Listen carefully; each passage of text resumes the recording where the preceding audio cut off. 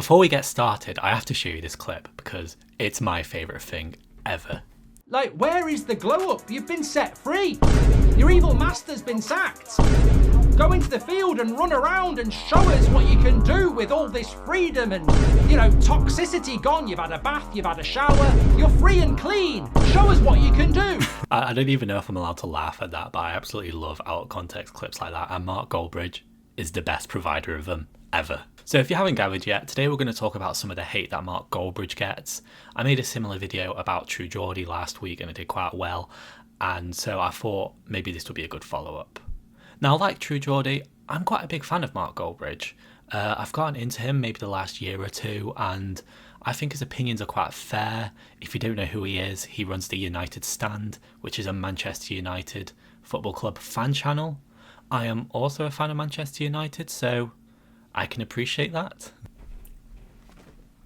Just in case anyone was doubting, because, one thing we are going to discuss in this video is that people don't tend to believe that everyone's a United fan. Now, I started off this video quite positive, but what we are going to discuss is the hate this man gets, because there is a lot of negativity surrounding this man. And, being someone who follows him on Twitter, I was really surprised to see how much hatred this man gets, especially on football Twitter.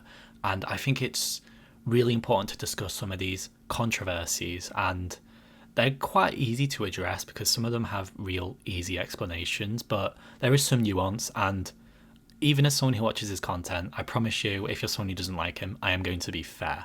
I can promise that. Now, Twitter is an interesting thing. I did try making a video discussing Twitter the other day, but it's a little too depressing to talk about Twitter. It's like a Tim Burton film. Everything's black and gloomy, and there are kids on Twitter who are just constantly spreading hatred, and when I say kids, I mean children, which is probably part of the reason football Twitter is so messed up. I won't follow anyone with a football AVI. And while we are talking about it, please follow me on Twitter because, Christ, I need to get these followers up. There is this one account that I used to follow, and he gave some good opinions, but some of the stuff he'd say about Mark Goldbridge really put me off him. And this is a fully grown adult man, so it's not just children giving Mark Goldbridge grief. And that's something I really want to go through in this, video. Now, one of the biggest things and most important we have to address is something that has just never gone away, and that is the question of, is he a United fan? Now, I'm a United fan. I'm relatively local to Manchester. I tell people abroad I'm from Manchester, but realistically I'm about a half an hour train ride away, so I'm closer to Crewe, to be honest, and I cannot support Crewe Football Club. I'm sorry, that's too depressing. The reason I support United is because everyone at my school supported United, and I kind of wanted to fit in, so maybe I'm a plastic fan, I don't know, but I've supported them the last 20 years of my life, so what can you say? Now, Mark Goldbridge gets it accused of him that he's a Nottingham Forest fan. This is quite interesting, actually, because my stepdad's family are Forest fans, and he is from the same area. He's from Nottingham, the Midlands, so there is reason for people to believe this. But Mark Goldbridge has addressed this. He even has a whole book basically about it and why he supports United. And he talks about his granddad, who was a massive fan of Duncan Edwards, a player that I don't think any of us know too much about unless you're about 100 watching his video, which, fair play, make sure to subscribe. We need to get that age demographic up. He tells a story about how his granddad loved Duncan Edwards and he was really close with that side of his family.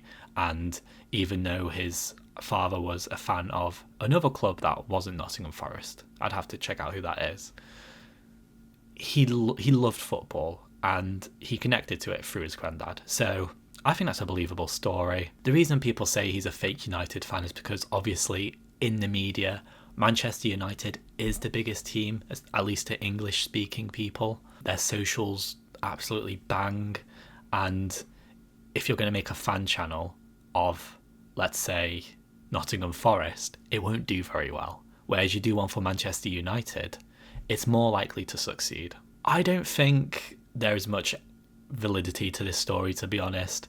When he started doing the channel, he did live streams with 10 people sitting in, so he really did have to sort of grind through it. To me, I just think this is a stick people beat him with that doesn't really exist, and it's something that's never going to go away. But That is the truth behind it. I really believe that, and maybe you don't. Leave a nasty comment if you don't believe that. Fair enough. There is sort of this evil persona people give Mark Goldbridge, as if he's grew from the Minions. I don't think he's that bad. I think he's quite a nice guy. Of course, I never met him, never interacted with him, but he's a family man. You know, it's not like he has a dodgy home life, or that we know of, at least. And he does 3 live streams a day. You know how difficult that is? You know, I make 1 video a day and I still need to cut stuff out where I look stupid. So the amount of stuff he'd say that you can just take out of context, Christ, I can only imagine, and God bless him. And my videos aren't being watched by as many people either, so he's got hundreds of thousands of people watching hours of him talking every single day. Eventually he's going to mess up and say something bad. That's just inevitable. Another controversy is that he doesn't use his real name. Now, there's quite an easy explanation to this. It might surprise you that Mark Goldbridge isn't a real name. That, for people who don't know either, Max Champion is not my name. You should subscribe though. But that's not because he's faking his identity, although he is in a way. It's because he worked in the police force when he started his YouTube channel. I believe he was a detective, actually. Apparently it was at the request of a police force that he doesn't use his real name, and I can understand why. You know, the reason I don't use my real name is, even though I might not be too hard to find, I don't want people looking up my private personal life. You know, there's stuff that you want to keep secret. Not that I have loads of secrets to keep, but you want to keep stuff separate. And I can understand that. And I think if you are a Twitter account with a picture of Neymar as your profile picture, you can't really blame Mark Goldbridge for using the wrong name. I think it's quite normal. I gotta say though, I do find it quite funny how he calls his wife Mrs. Goldbridge. She's never actually appeared on the channel, but he does talk about her quite a lot. And I don't know, I've always loved that he called her Mrs. Goldbridge. Perhaps mine should be Mrs. Champion. I'm sure she's watching. She'll leave a comment. In the last year or two, one of the biggest issues he's had with the Manchester United fan base has been this sort of beef between him and Marcus Rashford.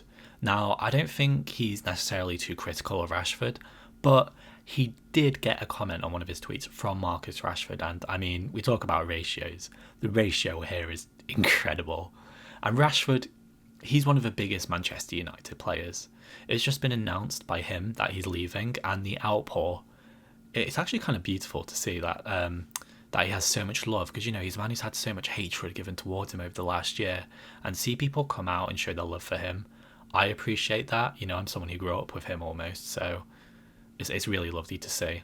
But on topic, Mark Goldbridge has always been accused of being too harsh on Rashford, and I can't believe this is something I'm talking about in a video because this is so pathetic. But basically, he doesn't think Rashford is good enough as a football player, and a lot of people hate him because of this.